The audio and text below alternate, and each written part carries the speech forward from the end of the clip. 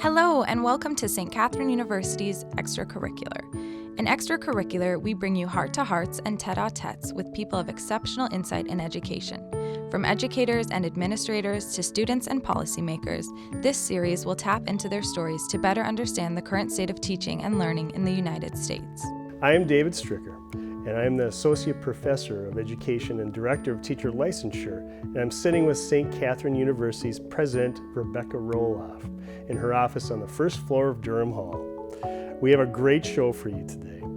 In addition to getting to know President Roloff, or Becky as she likes to be called, you'll hear thoughts on pressing topics that shape academia. Our first question, Becky. What we'd like to investigate is describe a teacher who's made a lasting impression on you. Well, first of all, thank you, David. These were great questions that you had given to me, and it was really fun to think about them. You said one teacher, and I thought, well, maybe one teacher for each stage of my life, right? So I think my parents would be my best and early teachers most consistently. But the names that popped up to me were in high school, in Dickinson, North Dakota, were two sisters. They were school sisters of Notre Dame, Sister Charlene and Sister Irene, and they were the debate coaches. And they just believed that if we wanted to be competitive, we had to drive all the way to the big schools of Fargo and Grand Forks and into Minnesota to be able to get really high quality competition. And we turned out to just do a fabulous job, and they were really great English teacher, and Sister Irene was my Latin teacher too. At St. Kate's, because I'm a graduate of St. Kate's, 1976, two faces just popped for me. One was Dr. Ellen Grebner, who was a history teacher here. I had him first semester of freshman year, and I don't remember the name of the course. It could have been Women in Economics, but the books we read introduced these ideas that I had never thought of, like if you don't control your money, you really don't control your life. Oh. And the power of women especially having their economic freedom. And Lucille Laughlin, I got to know later once I declared a business major when I was a junior, and she was the chair of the business department, which was a tiny, I think there were 13 of us that graduated from the business department, and she was someone who just had fought for a business major at St. Kate's, very professional woman. Her daughter was an artist who later either taught here or was here. I don't remember the whole story, but those teachers were the ones that I really remember.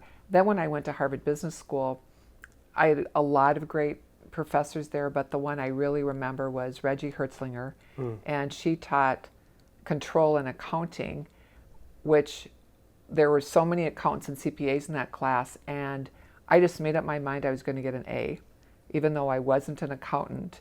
But the way she taught was how you applied accounting principles to problems that you read, and her expertise was in healthcare, but also academia. So those were just the faces that popped for me, and I was really glad to have the time to think about that. Well, thank you. Did you have a common thread that you think wove through each one of those instructors? I believe the integrity of an instructor comes through. I would say, I think they were just decent human beings, and you wanted to be respected like they were.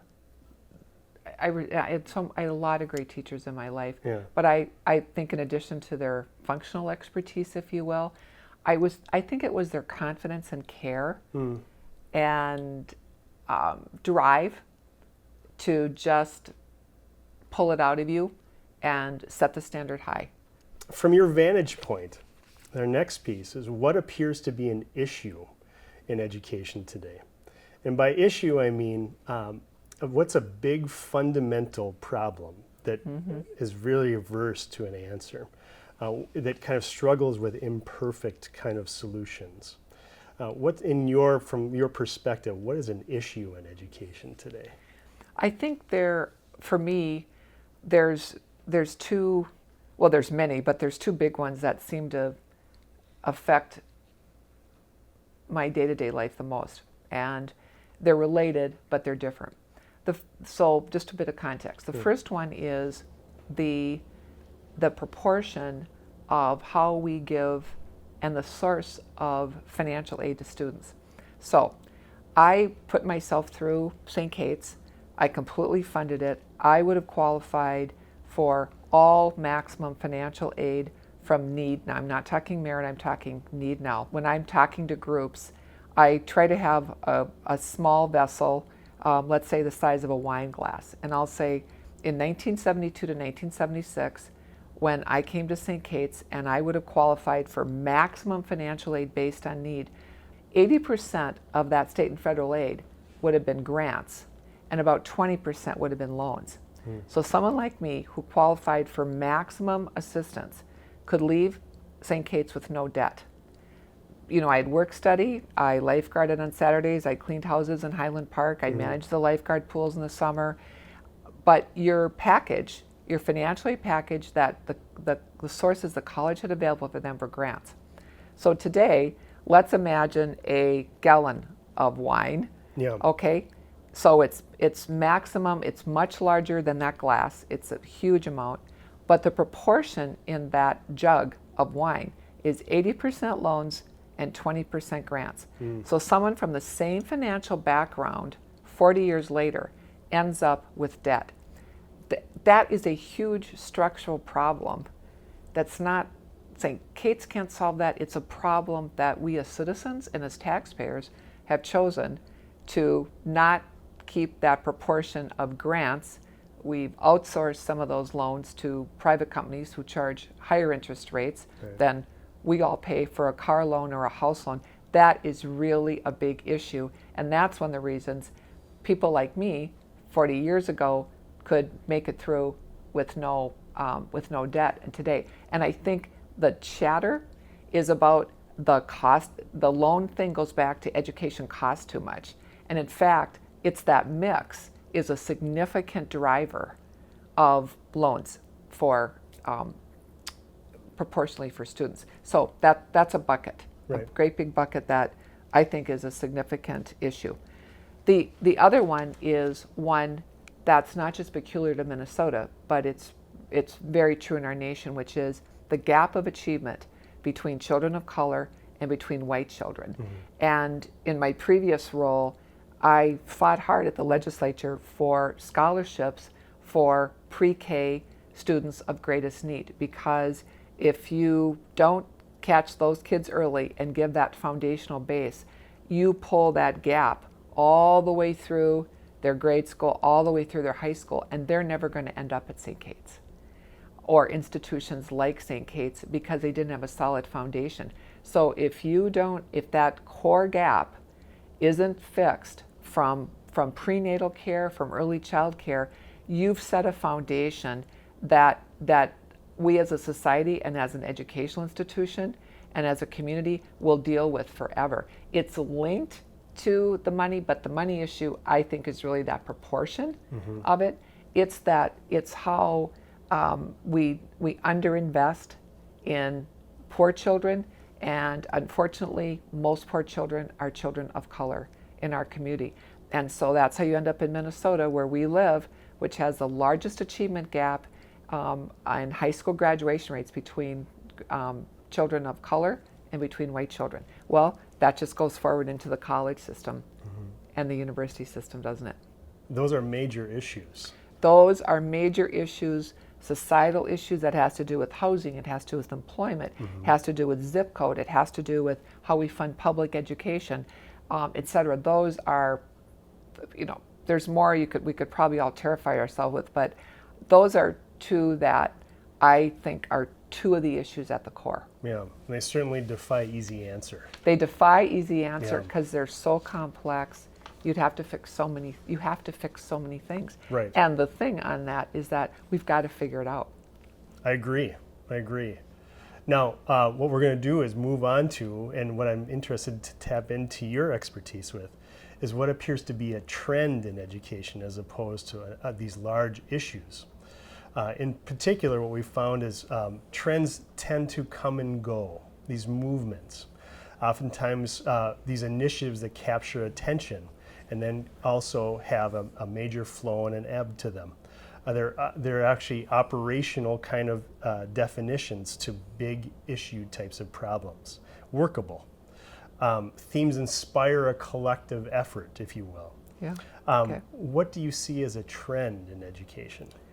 Well, this was an interesting one too. And what I wrote down was fear of the general liberal arts education and seeing that as a luxury versus a force versus being supportive of specialization.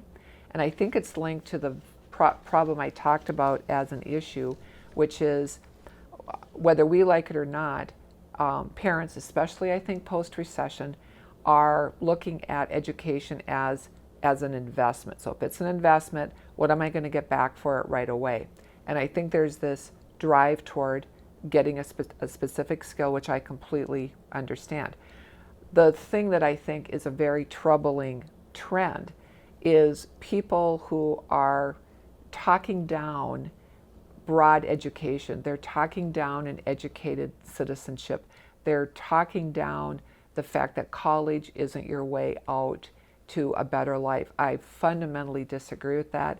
I think that when you work with new Americans, when our own family of my parents having 8th grade graduation, is education is the road out of poverty. It is the great equalizer in our country. It is what has made the United States a strong, strong country, was an education.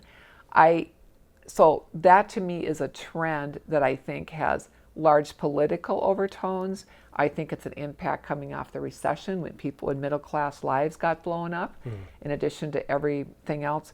And it's somehow acceptable, or it sounds, I don't even know the right word, of to dismiss or show as a luxury a broad base of education. So maybe I've made a statement of hope more, that I hope that's a trend, but I think there's a lot of rhetoric involved in it, and I think we keep needing to show that a basic liberal arts education, and at St. Catherine's, that's been true from when this institution was founded, is you have a strong liberal arts education, and if you are choosing undergraduate, a professional skill to go with that. We work those two together. We don't try to shove it in later. That's the basis of that education, is liberal arts, because it stays with you forever. I have 2 boys. They both have undergraduate liberal arts degrees. I believe that. Truly, truly, truly. Yeah. What I like, what you're saying here is this idea of being able to think critically. In other words, this notion of having critical thinkers arise from a solid liberal education. Right. Can you talk in a little bit more detail about that notion? Well, even if you're in a technical field, we have a board member who is the head of human resources for a very large health system in the Midwest.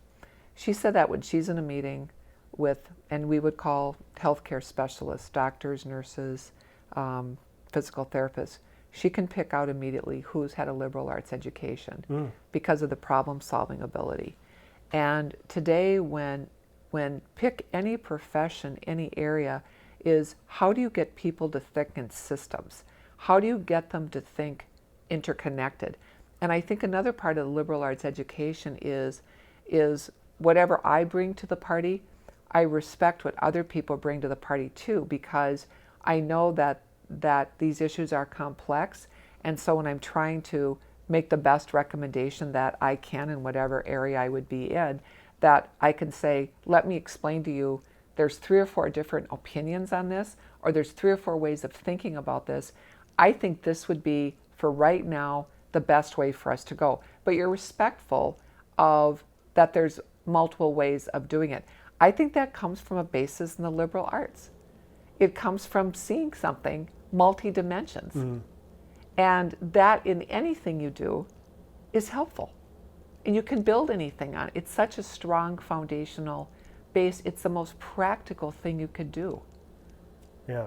So it's so frustrating. People go, well, that's just la-la. And I go, it's not la-la. I said, this is the basic, most important thing you have, is investing in your ability to process the world. Yeah. And be hopeful too. I think liberal arts makes you be hopeful. At least it makes me be hopeful. Yeah. Yeah. This idea that you bring up of, some folks would say that a general education, what I hear you saying, it's an essential education.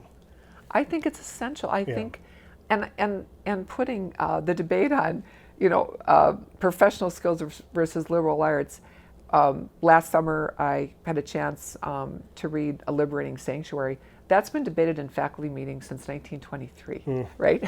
Which I just love. Talk about issue. Talk about, yeah, it's debated, and I don't think it's an either or. Yeah. It's how we blend it together, because if it's how we blend together, and I think it's part of our magic in the sauce, and something to really be respected is you respect all those disciplines. How do we package it? Because you're trying to send that primarily young women into the world to lead and influence with confidence, and being able to think is a skill set too. And some already know how they want to apply it, others don't. Yeah, and it's universally applicable. It's universal, but yes, Yeah. it's a base to build on for the rest of your life. Excellent. Thank you. Now the last one's kind of a fun question. The next to the last, but Okay. relative to issues, trends, and problems, we're going to explore problems, which is the smallest of the grain sizes. So in order to talk about the problem piece, they're very short term, small in scale. The dilemmas that can be defined, this idea that they're puzzles that can be solved. What do you see as a problem in contemporary education today? I think this was a really fun question.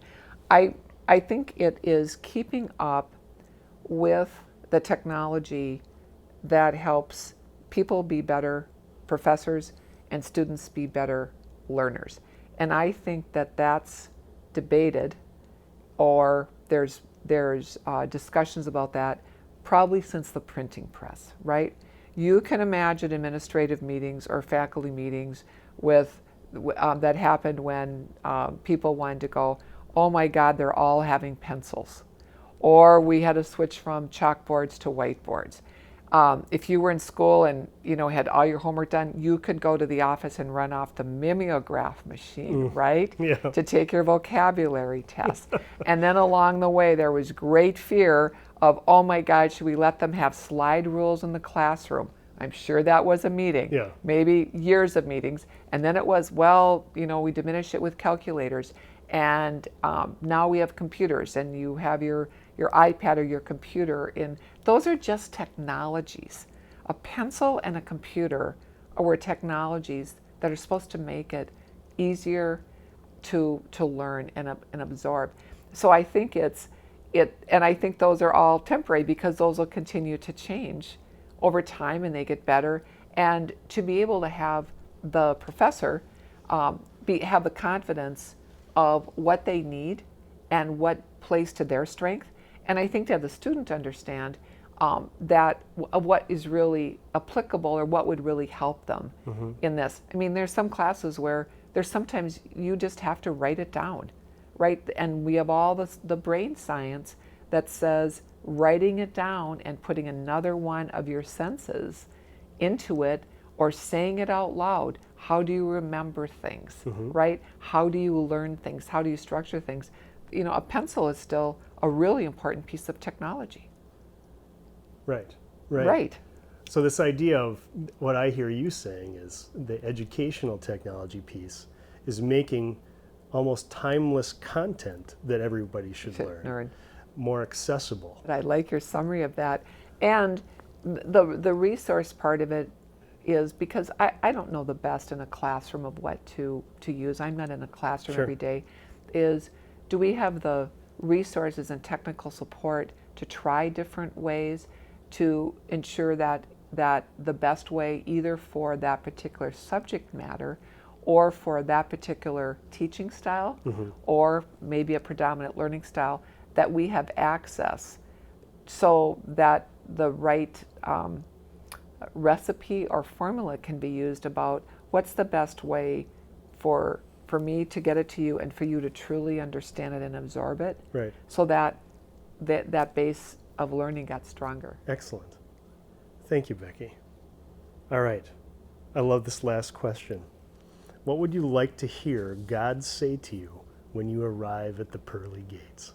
Oh, this one was fun too. I would like to hear God say, "Welcome, Becky. I knew you'd make it. Your family is right over there waiting for you." That's lovely, Becky. Thank you for your time today. You're welcome. Thanks for joining us. Extracurricular was brought to you by St. Catherine University. You can find more episodes at stkate.edu/podcast.